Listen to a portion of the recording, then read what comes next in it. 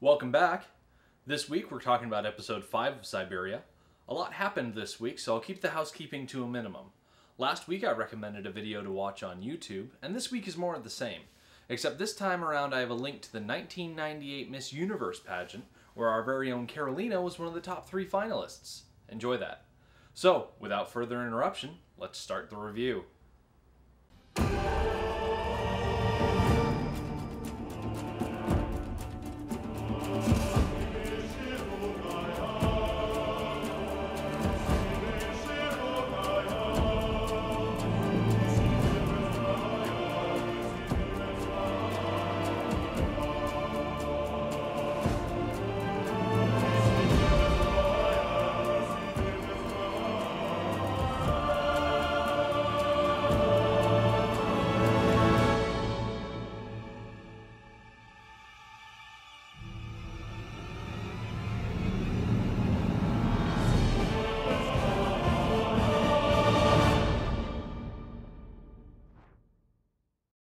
Quick episode recap. Nobody wanted to trust Carolina. Just ignore him. Annie couldn't find Natalie anywhere. I hope you understand. Natalie's gone. Miljan turned on the creep factor. He's a weirdo, man. He's a straight up weirdo. Sabina went for a walk in the woods. Daniel and Sam went fishing. Sam, I'm from Minnesota. I'll teach you how to fish. Nico did a piss-poor job of apologizing to Johnny. Well, anyway, I'm just glad that you're okay. Irene fell into a trap. Someone help me! Esther tricked everyone to try and narrow the field. She tricked us! Daniel and Johnny discovered that the button is a lie. Johnny. And something bad has happened to the producers. What the hell, guys? Oh boy, this episode started off on a good foot for me. We finally get to see inside Sabina's cave, and all the things I said before about what was in there turned out to be right. It's such a good feeling to see a prediction be confirmed. I did notice something odd though. Inside the cave we can see food, Nico's bullets, and a flashlight, but no gun. Granted, it was dark inside the cave and the light from the camera only illuminated so much, but there was nothing to even resemble a rifle in there. I still think Sabina has the gun. This took a bit of quick pausing, but I was able to work out that the case held 20 rounds of ammunition, and inside the cave there were 13 rounds visible to the camera.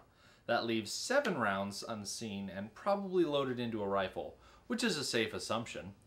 I'm also certain that Sabina has the gun because when she hears gunshots at the end of the episode, she makes a beeline away from the cameraman and towards what I can only assume is the gun. Of course, the gun isn't much use against ghosts, but more on that later. I'm having a real hard time wrapping my head around Natalie leaving the show. It just came out of the blue as far as I'm concerned.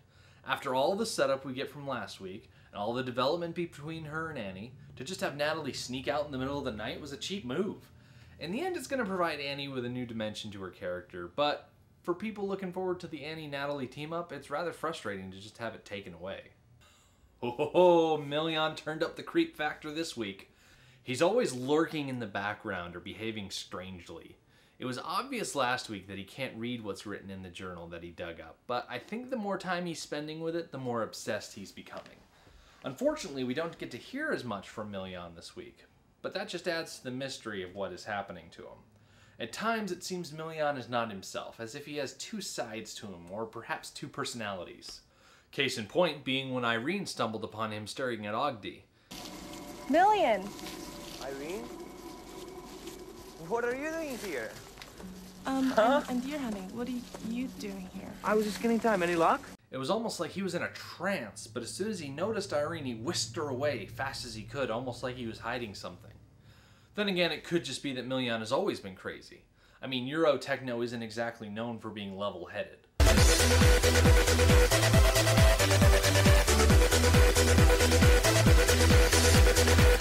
All I know for sure is that Miljan should never touch Sabina's things.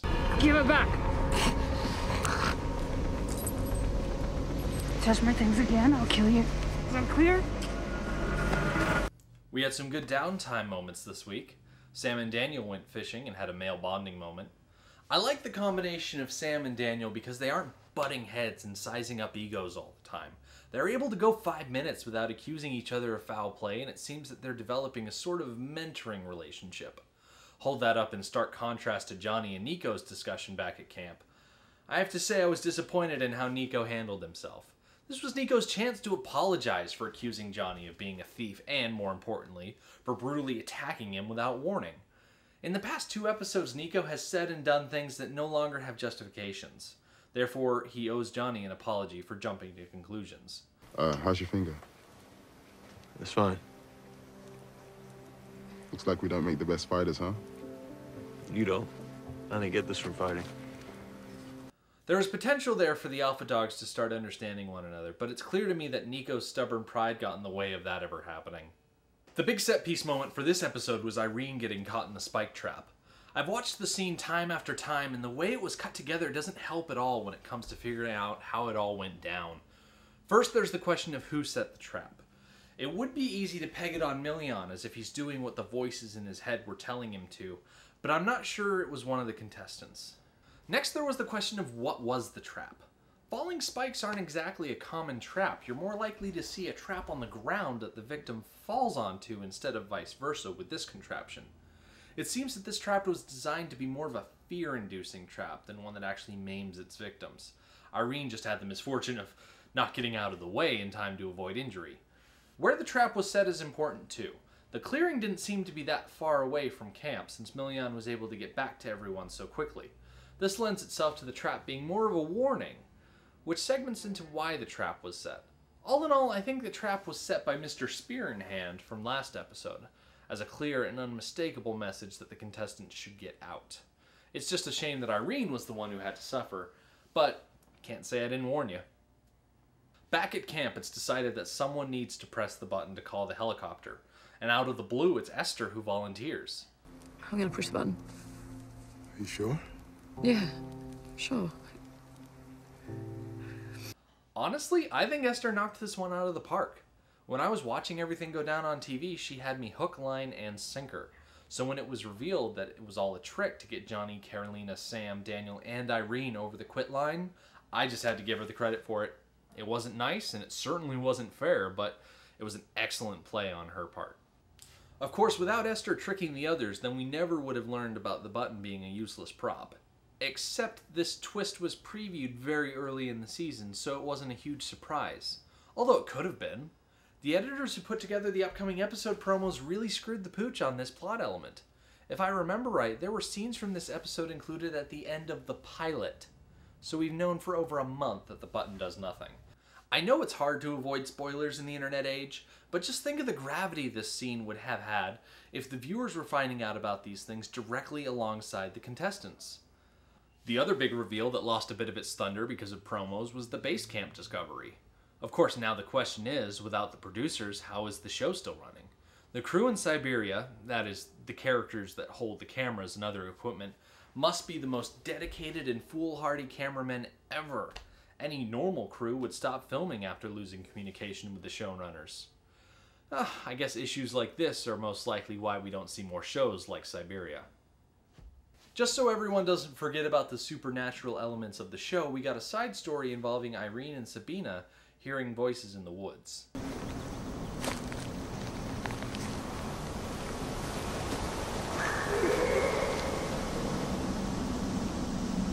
Sabina is investigating this when out of nowhere a little girl appears in the middle of the forest. This sort of thing is not okay with me. There are a number of things in this world that are inherently creepy. Hearing kids laughing when there are no kids to be seen is one of those things. You can take any setting at all, empty it out so there's no people hanging around, and then add the sound of kids laughing and you've got instant creepy. Little kids who appear and disappear do not help the situation. Speaking of not helping the situation, the bones that Sabina found raise way more questions than answers. In the context of the show, I'm quite baffled as to what is going on. I think I may have to abandon my original theory of alien involvement and adapt it a little. I'll still leave my alien prediction up for consideration, but in light of this latest episode, I have a new theory. The Valley of Death is a landlocked Bermuda Triangle where time does not flow in a normal way.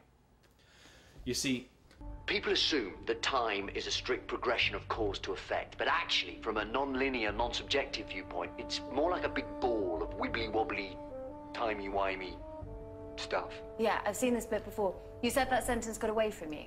It got away from me, yeah. Essentially, the whole area is in a constant state of temporal shift, where things from the past, present, and future can overlap and cause things like Sabina finding a skeleton with her necklace around its neck. This theory also explains why Sabina saw a little girl suddenly appear and disappear.